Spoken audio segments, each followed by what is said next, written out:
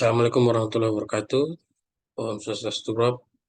Perkenalkan, saya Hendra Saputra Tanjung dan saya eh, Prodi S3 Ilmu Pendidikan Universitas Pendidikan Ganesha dan NIM 23390 11093. Baik, di sini saya akan menyampaikan hasil ujian akhir semester untuk mata kuliah statistik lanjutan dengan judul itu nomor 1.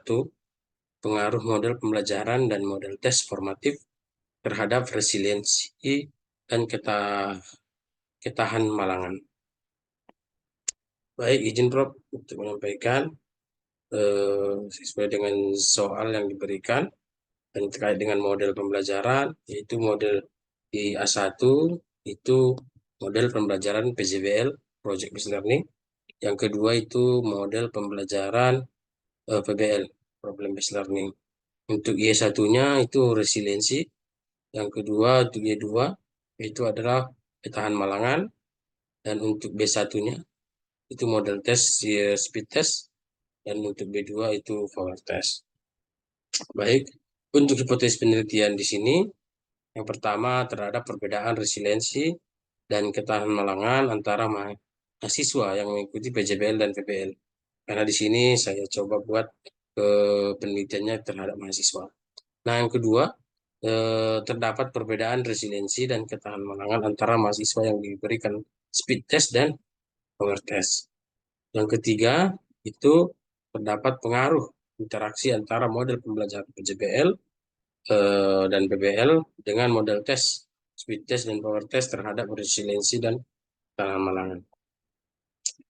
Selanjutnya, untuk hipotesis statistiknya yang pertama, handalnya itu tidak terdapat perbedaan resiliensi dan ketahanan malangan antara mahasiswa yang mengikuti PJBL dan PBL.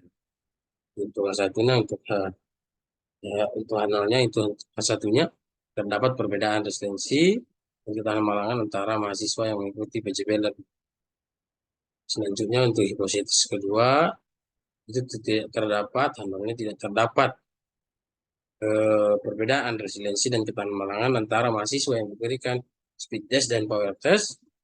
Dan untuk H1-nya itu terdapat perbedaan resiliensi dan ketahanan malangan antara mahasiswa yang diberikan speed test dan power test.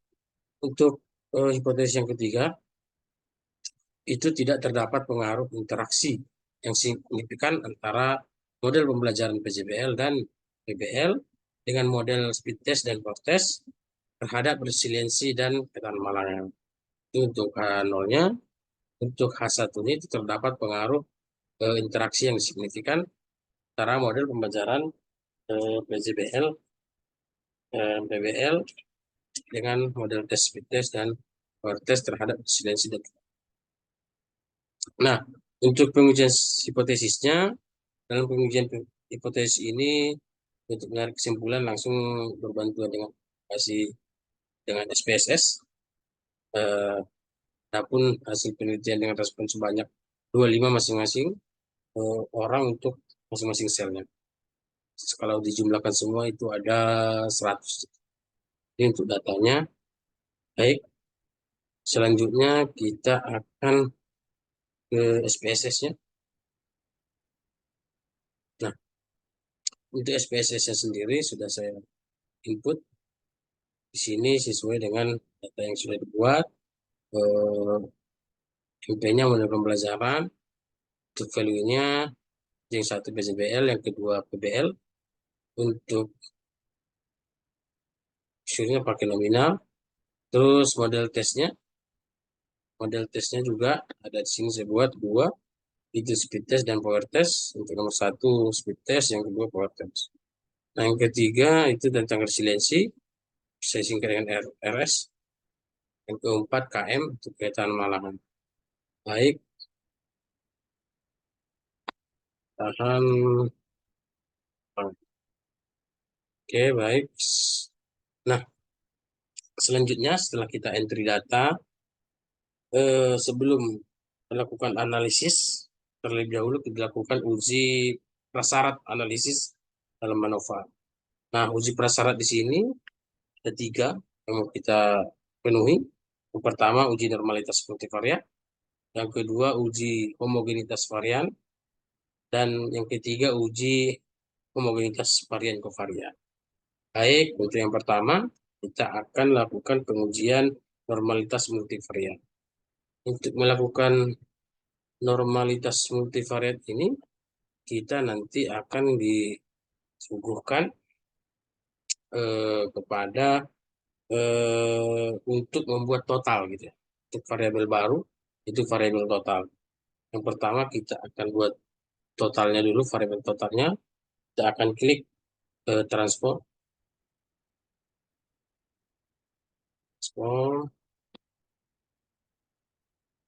terus enter variabel, terus kita akan buat di sini total. Lalu, nah yang kita total di sini resiliensi jumlah dengan pengembangan. Oke, sudah. Setelah sudah kita klik OK. Nah, setelah keluar hasilnya, kita akan lihat. Nah, sekarang sudah ada variabel total ya, variabel total.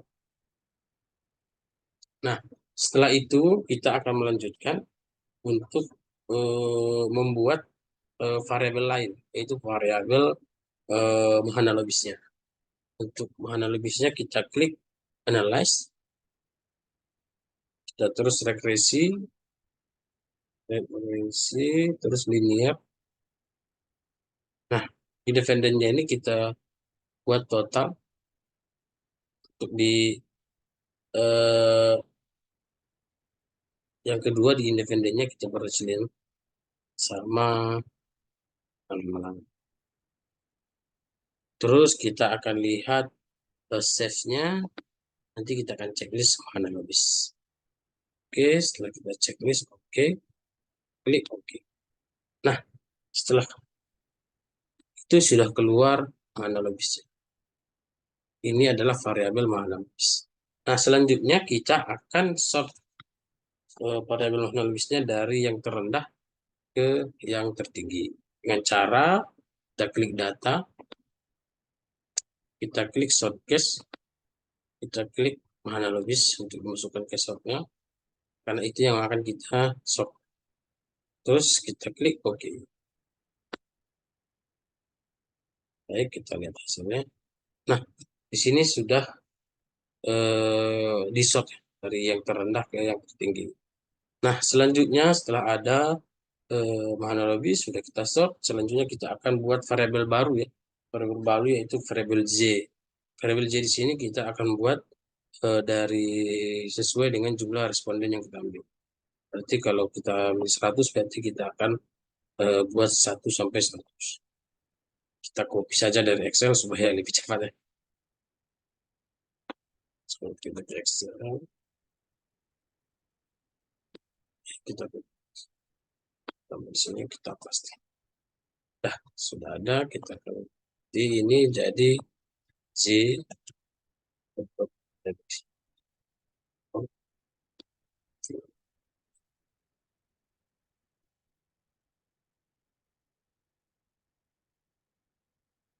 Nah, sudah muncul. Ini adalah variabel Z-nya. Setelah ada variabel Z-nya, selanjutnya kita akan buat variabel baru yaitu variabel profile. Profile di sini kita akan buat di transform variabel. Kita klik di sini profile.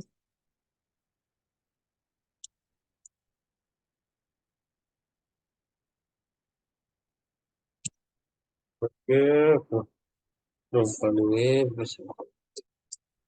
profile. Nah, untuk di sini profile di sini kita akan gunakan rumus yaitu Z dikurang J dikurang 0,5 dibagi jumlah data yang bagi jumlah data 100. Oke, setelah selesai kita klik.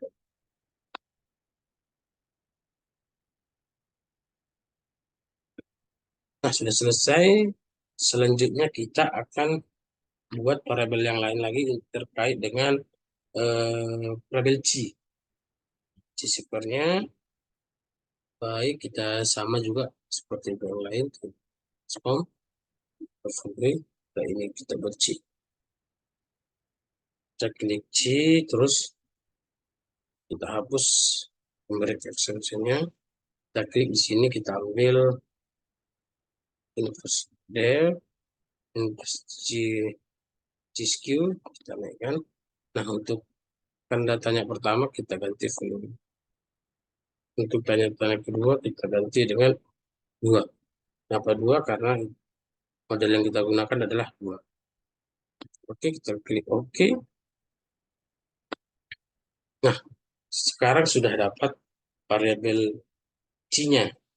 Nah, selanjutnya kita akan lihat ataupun kita akan membuat grafik scatter plotnya, itu antara jarak dari analogisnya ke dengan C square.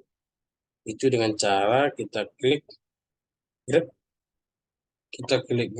terus ya, terus scatter plot, single scatter. Kalau sudah hitam kita fine. Nah, di sini di axisnya kita akan ganti analogisnya untuk di axis. Nah, untuk di x-axisnya kita klik C-nya. Nah, terus selanjutnya kita klik OK. Kita tunggu hasilnya. Nah, ini hasilnya. Nah, dari hasilnya ya kita ambil keputusan, yaitu apabila lebih dari 50% jarak antara analogisnya dengan C-square membentuk garis lurus seperti itu, maka normal untuk multivariat terpenuhi. Nah, jika dilihat dari grafik di atas memang ya data multivariat berdistribusi normal. Nah, selanjutnya kita akan melakukan uji homogenitas varian. Ini uji prasyarat yang kedua. Itu kita dengan cara klik analyze, kita klik analyze, terus kita klik general linear model, terus multivariat, terus selanjutnya kita akan lihat kita untuk di dependennya ini kita buat malangan resiliennya sama keterangan malangan. Untuk fix faktornya itu model pembelajaran kita yang ada sama model tesnya. Terus selanjutnya kita akan lihat option. Option di sini yang akan kita centang itu homogenitas tes. Nah, itu yang mau kita lihat. Baik, kita akan klik OK. Nah, dari sini bisa kita lihat. Pertama, kita akan lihat level testnya. Nah, untuk level testnya menunjukkan di sini untuk resiliensi, untuk signifikannya itu 0,061. Ya, pada variabel terikat yaitu dengan yang satu lagi yaitu 0,51 gitu. Nah, dari sini bisa kita lihat berdasarkan hasil itu dari keduanya lebih besar dari 0,05. Berarti dengan demikian dapat disimpulkan bahwa variabel terikat memiliki varian yang homogen. Itu untuk uji prasyarat yang kedua. Nah, untuk uji prasyarat yang ketiga, kita akan melihat box text of berikutnya. Nah, di sini bisa kita lihat signifikannya itu 0,162. Nah, dari situ bisa kita lihat lebih besar dari 0,05. Nah, berarti homogenitas matriks varian ke variannya terpenuhi.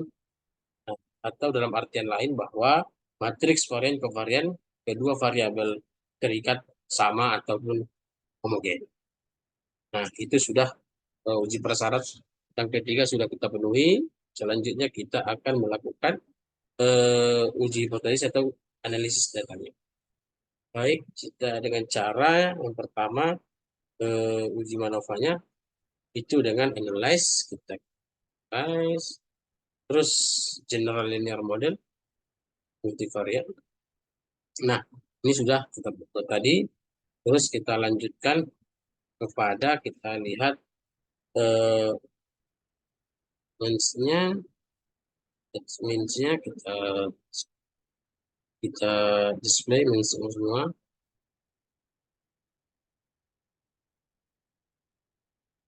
Baik, terus kita lihat juga yang lain. Oke, kalau sudah oke, source-nya juga oke, centang oke. Terus kita klik yang lain option. Nah, option di sini homogeneous tadi sudah kita lihat, tidak usah kita lihat lagi. Deskripsi statistik, estimated effect, format estimates. Oke.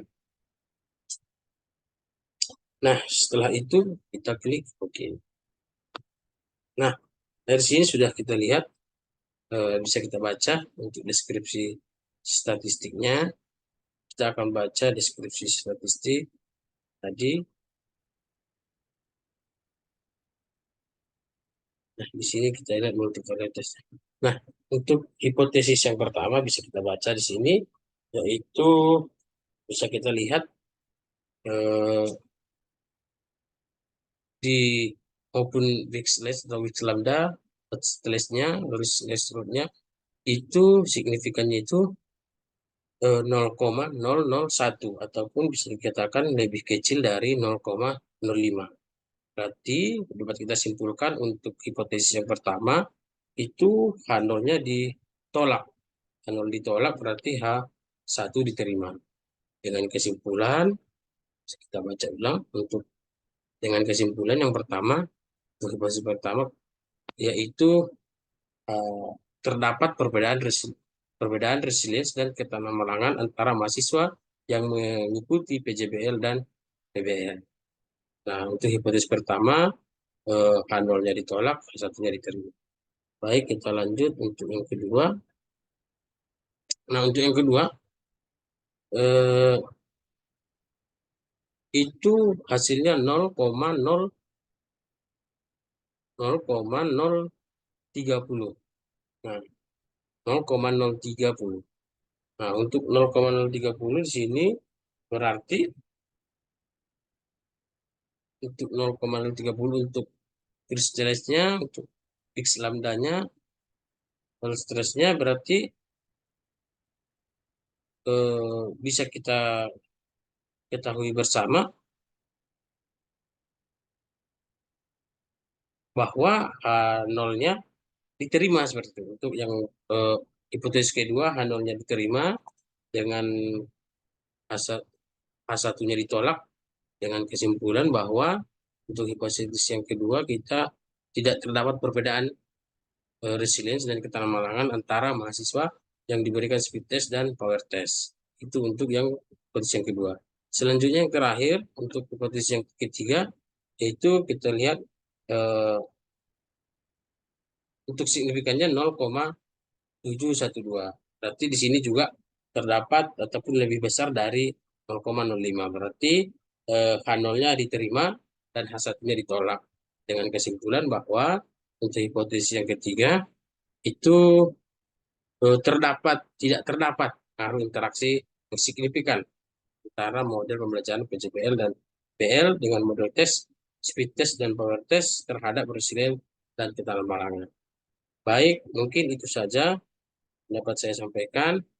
Mudah-mudahan bermanfaat. Dan itu untuk soal nomor 1. Dan saya mohon kepada Prof atas bimbingan dan arahannya. Mungkin itu saja. Wabillahi taufiq wal hidayah. Assalamualaikum warahmatullahi wabarakatuh. Salam harmoni.